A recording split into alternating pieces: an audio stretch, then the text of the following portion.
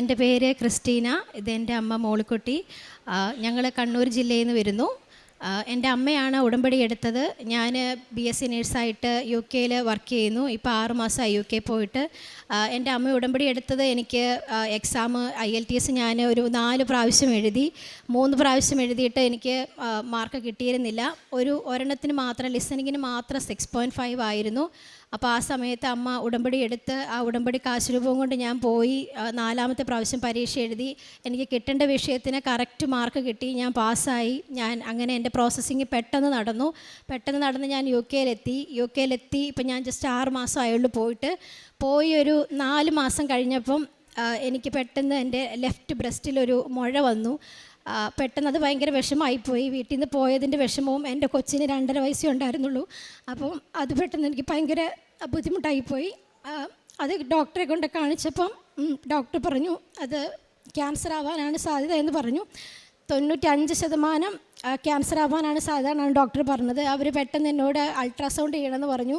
ഡോക്ടറെ കാണിച്ച് ഞാൻ ഇറങ്ങിയപ്പോൾ ഡോക്ടർ എന്നോട് പറഞ്ഞു നമുക്ക് ആദ്യം മാമോഗ്രാം ചെയ്യാമെന്ന്. അത് കേട്ടപ്പോൾ എനിക്ക് പെട്ടെന്ന് പേടിയായി. കാരണം ഞാനൊരു നേഴ്സായതുകൊണ്ട് എന്തിനാണ് മാമോഗ്രാം ചെയ്യുന്നത് എന്ന് പെട്ടെന്ന് പേടിച്ചു പോയി. അപ്പോൾ ഡോക്ടർ എന്നോട് പറഞ്ഞു, മാമോഗ്രാം ചെയ്ത് കഴിഞ്ഞപ്പോൾ എന്നോട് പറഞ്ഞു അതിൽ ചെറിയ അബ്നോർമാലിറ്റി കാണുന്നുണ്ട്, നമുക്ക് 2 ബയോപ്സി എടുക്കണം എന്ന് പറഞ്ഞു. അങ്ങനെ 2 ബയോപ്സി, ഒന്ന് ആക്സിലിൽ നിന്നും എടുത്തു, ഒന്ന് ബ്രസ്റ്റിൻ്റെ അവിടുന്ന് ഹാർഡ് ലംബിൽ നിന്ന് ഒരെണ്ണം എടുത്തു. അപ്പോൾ അവരെന്നോട് അത് കഴിഞ്ഞിട്ട് അവരുടെ ഒരു ടീം എന്നെ കാണാൻ വന്നു. അതായത് ബ്രസ്റ്റ് ക്യാൻസറിൻ്റെ ഒരു ടീമായിരുന്നു അത്. അവർ 99% ബ്രസ്റ്റ് ക്യാൻസർ ആവാനാണ് സാധ്യത എന്ന് തന്നെ പറഞ്ഞു. പക്ഷേ ഒരാഴ്ച റിസൾട്ട് വരാനുണ്ട്, അതിൽ 1% നമുക്ക് എന്തെങ്കിലും പ്രതീക്ഷ വെക്കാമെന്ന് പറഞ്ഞു. അങ്ങനെ ഞാൻ ആ ഒരാഴ്ച മാതാവിനോട് കരഞ്ഞ് പ്രാർത്ഥിച്ചു. അങ്ങനെ എൻ്റെ കൂടെ ഉണ്ടായിരുന്നൊരു ചേച്ചി ഉടമ്പടി എടുത്തിട്ടുണ്ടായിരുന്നു. ചേച്ചിയുടെ അടുത്ത് ഉടമ്പടി തൈലവും കാശുരൂപവും ഉണ്ടായിരുന്നു. ചേച്ചി എനിക്ക് ഉടമ്പടി കാശുരൂപം കൊണ്ട് തന്നു. എനിക്ക് തൈലം കൊണ്ട് എൻ്റെ ബ്രസ്റ്റിൽ തൂത്ത് തന്നു. പിന്നെ ഞാൻ അമ്മയ്ക്ക് അതിൻ്റെ ഫോട്ടോ എടുത്തു കൊടുത്തു. അമ്മ ഉടമ്പടി തൈലം വെച്ച് കരഞ്ഞ് പ്രാർത്ഥിച്ചു. അങ്ങനെ പ്രാർത്ഥിച്ചതിൻ്റെ ഫലമായിട്ട് എനിക്ക് റിസൾട്ട് മേടിക്കാൻ പോകാൻ പേടിയായിരുന്നു. കാരണം എന്താണ് പറയുന്നതെന്ന് അറിയത്തില്ല, അപ്പം എന്താണ് ഇനി ചെയ്യേണ്ടതെന്ന് അറിയത്തില്ല. വന്നിട്ട് ഇത്രേ ആയുള്ളൂ. അപ്പോൾ അങ്ങനെ ഡോക്ടറെ അടുത്ത് ഞാൻ റിസൾട്ട് മേടിക്കാൻ പോയ ദിവസം ഞാൻ 2 കൂട്ടുകാരികളെ കൊണ്ടാണ് പോയത്. അപ്പോൾ ഡോക്ടർ ചെന്നപ്പോൾ എന്നോട് പറഞ്ഞു, ക്രിസ്റ്റീന കുഴപ്പമൊന്നുമില്ല, എല്ലാം നോർമലാണ്, പക്ഷെ നമുക്ക് സ്റ്റിൽ ഒരു MRI എടുത്ത് നോക്കണം. അവർക്ക് വീണ്ടും സംശയമാണ്. 99% അവർ അതിൽ തന്നെ ഉറച്ച് നിൽക്കുകയാണ്. പക്ഷേ ഞാൻ പറഞ്ഞു നമുക്ക് ചെയ്യാം, MRI ചെയ്ത് നോക്കാം. MRI ചെയ്തപ്പോൾ വീണ്ടും അതിലൊരു അബ്നോർമാലിറ്റി കാണുന്നുണ്ട്. അവർക്ക് എന്താണെന്ന് മനസ്സിലാവുന്നില്ല. അവർ വീണ്ടും വേറെ ആൾക്കാരുമായിട്ട് ഡിസ്കസ് ചെയ്ത് പറയാമെന്ന് പറഞ്ഞു. അങ്ങനെ ഡിസ്കസ് ചെയ്ത് പറഞ്ഞു കഴിഞ്ഞപ്പോൾ ഒന്നും കൂടെ ബയോപ്സി എടുത്ത് വീണ്ടും വെയിറ്റ് ചെയ്ത് കഴിഞ്ഞു. റിസൾട്ട് വന്നു. അതിലും ഒരു അബ്നോർമാലിറ്റി ഇല്ലാതെ തന്നെ മാതാവ് എന്നെ രക്ഷിച്ചു. അങ്ങനെ മാതാവ് രക്ഷിച്ച് കഴിഞ്ഞ് അത് വെറും ഒരു മാസ്റ്റൈറ്റിസ് എന്നൊരു ഇൻഫെക്ഷനാക്കി മാറ്റി. എന്നിട്ട് ആ വൂണ്ട് പൊട്ടി. ഞാൻ വരുന്നിടം വരെ, ഞാൻ കഴിഞ്ഞ ദിവസമാണ് എത്തിയത് നാട്ടിൽ, അന്ന് വരെ ഞാൻ ഡ്രസ്സിങ് ചെയ്തുകൊണ്ടിരിക്കുകയായിരുന്നു. എൻ്റെ അമ്മയ്ക്ക് ഞാൻ എല്ലാ ദിവസവും ആ ഫോട്ടോ ഇട്ട് കൊടുക്കുമായിരുന്നു വരുന്ന മാറ്റങ്ങൾ. കാരണം അമ്മ ആ ഫോട്ടോയിൽ തൈലം വെച്ച് പുരട്ടി എല്ലാ ദിവസവും പ്രത്യക്ഷീകരണ പ്രാർത്ഥന ചൊല്ലി. ഞാനാണെങ്കിൽ എല്ലാ ദിവസവും രാവിലെ എഴുന്നേറ്റ് പ്രത്യക്ഷ പ്രാർത്ഥന ചൊല്ലി തേനും ഉപ്പൊക്കെ ഇട്ട് കുളിക്കുമായിരുന്നു ഞാൻ. അതൊന്നും ചെയ്യാൻ പറ്റത്തില്ലായിരുന്നു, ഓപ്പൺ വൂണ്ടായിരുന്നു, ഒന്നും ചെയ്യാൻ പറ്റില്ല. പക്ഷേ ക്ലോസ്ഡ് ആയിരുന്നു. പക്ഷേ ഞാൻ എല്ലാ ദിവസവും ഉപ്പിട്ട് വെള്ളത്തിലൊക്കെ കുളിക്കുമായിരുന്നു. ആ വെള്ളം ഉപ്പൊക്കെ ഇട്ട് കുളിക്കുമായിരുന്നു. അങ്ങനെ ഇപ്പം ഞാനിവിടെ വന്ന ദിവസം ഞാൻ ഡ്രസ്സിങ് ഊരിയതാണ്. അത് പൂർണ്ണമായിട്ട് ഹീലായി.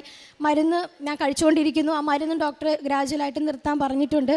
അങ്ങനെ എൻ്റെ മാതാവ് ആ അസുഖം എന്നെ പൂർണ്ണമായി മാറ്റിത്തന്നു. അങ്ങനെ ഒരു കുഴപ്പമേ ഇല്ല, ക്യാൻസർ എന്നൊരു അബ്നോർമാലിറ്റി എൻ്റെ ശരീരത്തിലില്ലാന്ന് ഡോക്ടർ ഞാൻ വരുന്നതിന് മുമ്പ് എന്നെ അറിയിച്ചു. അത് കഴിഞ്ഞാണ് ഞാൻ നാട്ടിൽ വന്നത്. അതുപോലെ തന്നെ എൻ്റെ അമ്മയ്ക്ക്, ഞങ്ങൾ കുഞ്ഞായിരുന്നപ്പോൾ മുതൽ അമ്മയ്ക്ക് നടുവേദന കുറേ വർഷങ്ങളായിട്ട് 10-15 വർഷമായിട്ടുണ്ടായിരുന്നു. അമ്മ ബെൽറ്റിട്ടുണ്ടായിരുന്നു എല്ലാ പണി എടുത്തുകൊണ്ടിരുന്നത്. അമ്മ ഉടമ്പടി എടുത്തതിന് ശേഷം അമ്മ ആ ബെൽറ്റ് ഉപയോഗിച്ചിട്ടില്ല. പിന്നെ അമ്മ ഇപ്പോൾ അല്ലാതെ എല്ലാ പണികളും എടുക്കാൻ സാധിച്ചു.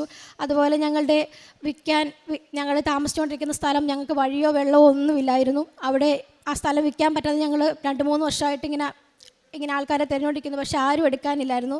പക്ഷേ ഇപ്പോൾ അമ്മ ഇവിടെ വന്ന് ഉടമ്പടി എടുത്തതിന് ശേഷം ഇവിടുന്ന് മണ്ണ് കൊണ്ടുപോയി അവിടെ ഇട്ടു പ്രാർത്ഥിച്ചു. ഞങ്ങളുടെ തൊട്ടപ്പുറത്തുള്ള ആൾക്കാർ തന്നെ ആ സ്ഥലം മേടിക്കുകയും ഞങ്ങൾക്ക് പുതിയൊരു വീടിന് കുറേ നാളുകളായി പാസ്സായി കിടന്നിരുന്ന ലോൺ ഇതുവരെ അപേക്ഷ കൊടുത്തിട്ട് കിട്ടിയിരുന്നില്ല. അതും ഞങ്ങൾക്കിപ്പോൾ പാസ്സായി. ഞങ്ങളുടെ വീടിൻ്റെ പണി ആരംഭിക്കാൻ തുടങ്ങുന്നു. അങ്ങനെ എല്ലാ അനുഗ്രഹങ്ങളും മാതാവ് ഞങ്ങൾക്ക് തന്നു. എല്ലാത്തിനും അമ്മയോട് നന്ദി പറയുന്നു. അതുപോലെ തന്നെ എൻ്റെ പരീക്ഷകൾ എല്ലാം എനിക്ക് ഓസ്കി എക്സാമൊക്കെ വളരെ വിഷമായിരുന്നു അവിടെ ചെന്ന സമയത്ത്. ആ സമയത്തൊക്കെ അമ്മയുടെ മാധ്യസ്ഥം, അമ്മയുടെ പ്രാർത്ഥന, അമ്മേനോടുള്ള പ്രാർത്ഥനയും, കാരണം പ്രത്യക്ഷീകരണ പ്രാർത്ഥന ചൊല്ലി കാശ് രൂപമൊക്കെ ചേച്ചിമാരുടെ അടുത്തുനിന്ന് മേടിച്ച് ഒക്കെ പ്രാർത്ഥിച്ചതിൻ്റെ ഫലമായിട്ടാണ് ഓസ്കി എക്സാം വരെയും ഞങ്ങൾ നന്നായിട്ട് എഴുതി പാസ്സായി. ആർക്കും ഒരു ബുദ്ധിമുട്ടില്ലാണ്ട് എല്ലാവരും പാസ്സായി. പിന്നെ ഞാൻ പറ്റുന്ന പോലെ, എന്നെക്കൊണ്ട് സഹായിക്കാൻ പറ്റുന്നത് പോലെ ഞാൻ എൻ്റെ അമ്മയുടെ കയ്യിലാണെങ്കിലും കാരുണ്യ പ്രവർത്തിക്കായിട്ട് ആർക്കൊക്കെ കൃപാസനത്തിൽ പോകാൻ പറ്റാതെ, പൈസ ഇല്ലാണ്ട് വരാൻ പറ്റാത്ത ആൾക്കാർക്ക് ഞാൻ പൈസ കൊടുത്ത് അവരെ പറഞ്ഞു വിടുമായിരുന്നു. അമ്മേനെക്കുറിച്ച് പറഞ്ഞ് അറിയിച്ച് വിടുമായിരുന്നു. അമ്മേനോട് പറഞ്ഞ് പോകാൻ പറ്റാത്ത ചേച്ചിമാരുണ്ടെങ്കിൽ അവരെ കൂട്ടിയിട്ട് പോകാൻ വേണ്ടി പറഞ്ഞു വിട്ടു. പിന്നെ ഞാൻ എല്ലാ ദിവസവും ബൈബിൾ രാവിലെ വായിച്ചിട്ടാണ് പോകുന്നത്. പിന്നെ പ്രത്യക്ഷീകരണ പ്രാർത്ഥന എല്ലാ ദിവസവും ചൊല്ലി പ്രാർത്ഥിച്ച് തേനും ഉപ്പൊക്കെ കഴിച്ചിട്ടാണ് ഞാൻ ഡ്യൂട്ടിക്ക് വരെ പോകുന്നത്. കാരണം എനിക്ക് ആ വേദന ഉണ്ടായിരുന്ന സമയത്തൊക്കെ എനിക്ക് കുറേ ആശ്വാസം ഈ ഉപ്പും തേനൊക്കെ കഴിച്ചിട്ടാണ് എനിക്ക് മരുന്ന് കഴിക്കുന്നതിലും കൂടുതൽ ഞാൻ അതിലായിരുന്നു പിടിച്ചു നിന്നുകൊണ്ടിരുന്നത്. അങ്ങനെ മാതാവ് എൻ്റെ ജീവിതത്തിൽ വലിയൊരു അത്ഭുതമാണ് ഞാൻ ഇങ്ങോട്ട് വരുന്നതിന് മുമ്പ് തന്നെ എനിക്ക് തന്നത്. മാതാവിന് 1000 നന്ദി പറയുന്നു. ഞാൻ ചെയ്യുന്ന കാരുണ്യ പ്രവർത്തികൾ, പേപ്പർ വാങ്ങിക്കൊണ്ടുപോയി രോഗികളെ കാണാൻ പോകുമ്പോൾ രോഗികൾക്കും അല്ലാതെ പള്ളികളിലും പിന്നെ ഇവിടെ അമ്മയെപ്പറ്റി അറിയാത്ത എല്ലാവരിലും പേപ്പർ കൊണ്ടുവന്ന് എത്തിച്ച് അമ്മയെപ്പറ്റിയുള്ള എനിക്ക് കിട്ടിയ അനുഗ്രഹങ്ങളും അല്ലാതെ ഒരുപാട് നന്മകളെപ്പറ്റി അമ്മ എല്ലാവർക്കും പറഞ്ഞു കൊടുക്കും. ഒരുപാട് പേര് എൻ്റെ കൂട്ടത്തിൽ പല പ്രാവശ്യമായിട്ട് അമ്മയുടെ അടുത്ത് വന്ന് അനുഗ്രഹം പ്രാപിച്ചു പോയിട്ടുണ്ട്. പിന്നെ ഞാൻ രോഗികളെ സന്ദർശിക്കാൻ പോകുമ്പോൾ തൈലം പുരട്ടി, വിശ്വാസപ്രമാണം ചൊല്ലി തൈലം പുരട്ടി അവർക്ക് വേണ്ടി പ്രാർത്ഥിക്കും. ഒരുപാട് രോഗികൾ ഞാൻ പ്രാർത്ഥിച്ച് ഇതിൻ്റെ ഫലമായിട്ട് പിന്നെ അമ്മ അനുഗ്രഹം തന്ന് അത്ഭുതം പ്രവർത്തിച്ചിട്ടുണ്ട്. പിന്നെ എന്നെ കൊണ്ട് മറ്റുള്ളവർക്ക് എന്ത് ആവശ്യമുണ്ടെങ്കിലും ഞാൻ അറിഞ്ഞ് അവർക്ക് ഉപകാരം ചെയ്യും. ആശുപത്രികളിൽ അല്ലാതൊക്കെ ആയിട്ട് പോയി അവരെ സഹായിക്കുകയും കഴിയുന്നതും രോഗികളെ പോയി സന്ദർശിച്ച് അവർക്ക് കഴിവിനൊത്ത് സഹായം ചെയ്യുകയും എനിക്ക് പേപ്പറുകൾ നൽകി പോരുകയും ചെയ്യുന്നു. എൻ്റെ കുടുംബത്തിന് ഉടമ്പടി എടുത്ത് പ്രാർത്ഥിച്ചതിന് ശേഷം തന്ന എല്ലാ കൃപകൾക്കും ഒരുപാട്, അത് പറയാത്ത കൊണ്ട് ഒരുപാട് അനുഗ്രഹങ്ങൾ കുടുംബത്തിന് ഞങ്ങൾക്ക് നൽകിയിട്ടുണ്ട്. എല്ലാ കൃപകൾക്കും ഈശോയ്ക്കും അമ്മയ്ക്കും ഓടി നന്ദി പറയുന്നു.